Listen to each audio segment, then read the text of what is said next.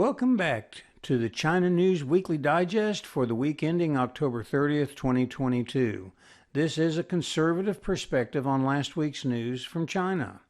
As always, if you like the information we provide, please be sure and subscribe to the channel and also share your opinion in the comments. I always love to hear from you.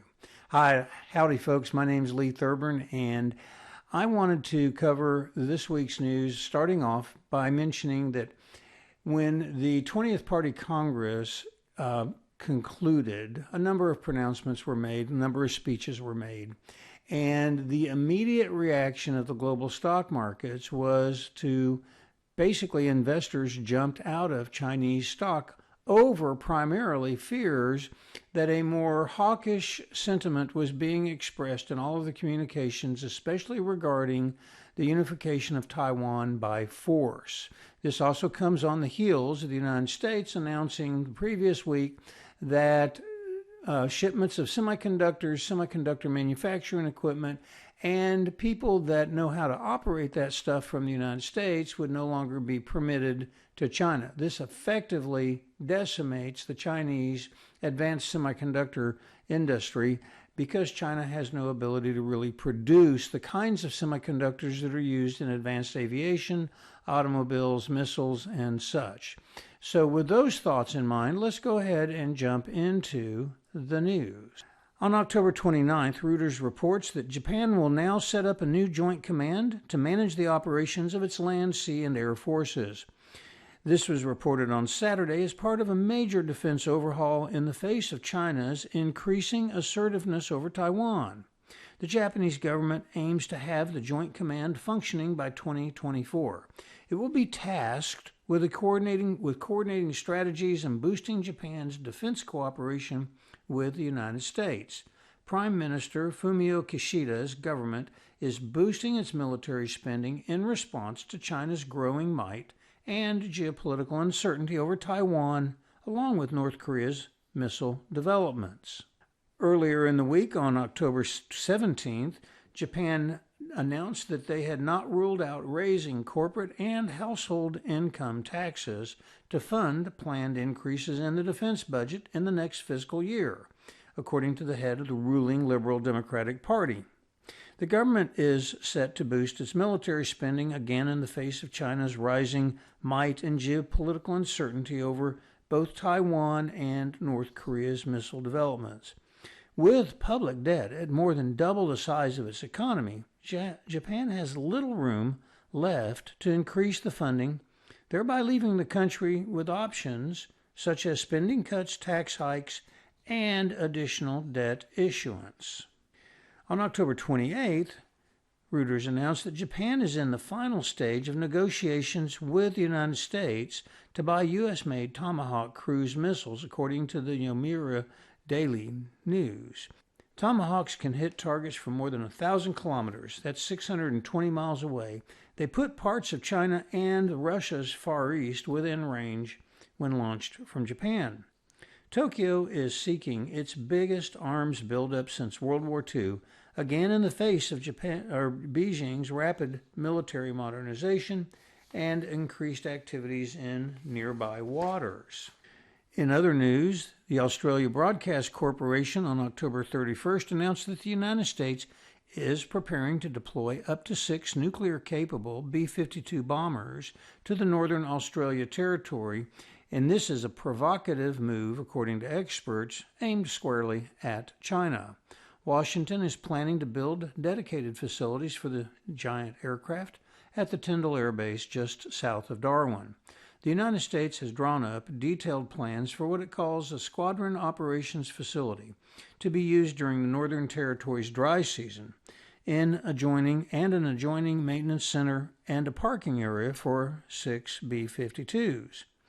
Becca Wasser from the Center for New American Security says putting B-52s in Northern Australia is a warning to China as fears grow that Beijing is preparing for an assault on Taiwan.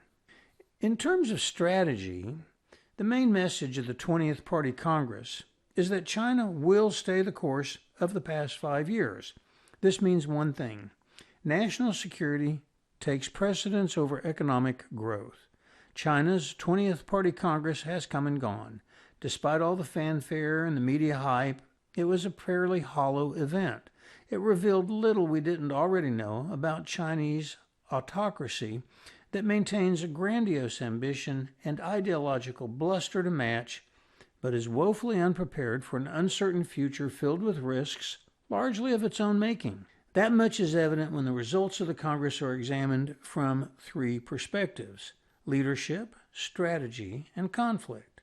The outcome of the 20th Party Congress underscores an important distinction between economic growth with Chinese characteristics and a very different strain of growth and development with Xi Jinping characteristics. The latter, unfortunately, throws cold water on the Chinese dynamism that many have long emphasized. Perhaps the most noteworthy implications of the Party Congress pertain to conflict. It emphasized the unparalleled complexity, graveness, and difficulty that China faces at home and abroad. While hardly an earth-shattering admission, it exposes Xi's willingness to accept sacrificed growth as a steep price to pay for national security. At its root, it's about the containment strategy the U.S. has pursued toward China. It's also about China's unlimited partnership with Russia and the risk of guilt by association with Russian President Vladimir Putin's unconscionable war on Ukraine. Further, Xi Jinping's purging of political rivals and the elevation of loyalists to the top ranks of the Chinese Communist Party has raised fears that his now unfettered and unquestioned power could increase the risk of an attack on Taiwan. Beijing has pledged to annex Taiwan under a disputed claim that it is a Chinese province, and in recent years has increased its military activity and other forms of harassment and coercion. But with the events of last week's CCP Congress, which consolidated power around Xi at levels not seen for decades since Mao, some are now questioning whether there is anyone left in the party who could stop Xi from making rash moves.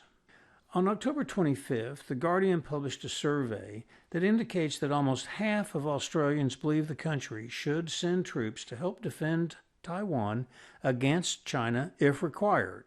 This is a much higher percentage of the population that believes that way than in the United States or Japan. About a third of the population in the United States and Japan agreed with sending military forces to respond to such a crisis, according to the polling that was commissioned by the U.S. Studies Center at the University of Sydney. Additionally, it appears that China's reputation has deteriorated rapidly over the last 4 years, particularly in the West, and a large share of global opinion would back some form of international help for Taiwan if Beijing were to take the island by force. It comes as Xi Jinping warned of dangerous storms on the horizon as he was confirmed on Sunday as the Chinese leader for a precedent-breaking third term, and as Washington warns that Beijing is accelerating plans to annex Taiwan. When asked whether or not you would prefer to have the United States or China as the most powerful force in politics, a global survey indicated that the vast majority of people would choose the United States over China. The only real variance in that came from South Africa and Saudi Arabia. Thank you for watching the China News Weekly Digest for the week ending October 30th, 2022. We do these broadcasts every week on Sunday night, so please watch for another one next week.